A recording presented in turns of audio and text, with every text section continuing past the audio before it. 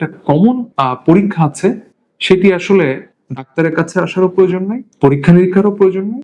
শুধু রোগী নিজে কিছু এক্সামিনেশনের মাধ্যমে এটা নিজেই সচেতন হতে পারে যে তার আসলে স্তনে কোনো পরিবর্তন লক্ষণীয় হচ্ছে কিনা। সেটাকে আমরা বলি ব্রেস্ট সেলফ এক্সামিনেশন বা সেলফ ব্রেস্ট এক্সামিনেশন। এটা হচ্ছে নিজের স্তন নিজে পরীক্ষা করা। তো আমাদের মা বোনেরা, আমাদের বোন বা মা বোন, চাচি খালা যারা আছে, তাদের দেখা যায় যে আসলে একটা বয়সে পরেই স্তন ক্যান্সারের ঝুঁকিটা তৈরি হয়।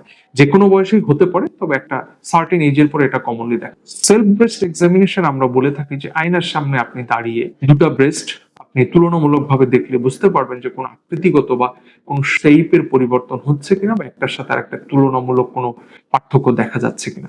This the first thing, is very important. এছাড়া আপনি শুয়ে অথবা হাতটি মাথার নিচে রেখে ডান হাত দিয়ে বাম ব্রেস্ট অথবা বাম হাত দিয়ে ডান ব্রেস্ট এটা পরীক্ষা করে দেখা যায়। হালকা চাপ দিয়ে দিয়ে দিয়ে দেখা যে কোনো গোটা বা কোনো টিউমার বা কোনো চাকা বা কোনো লাম্প বা কোনো বাম্প আপনার স্তনের ভেতরে আছে কিনা।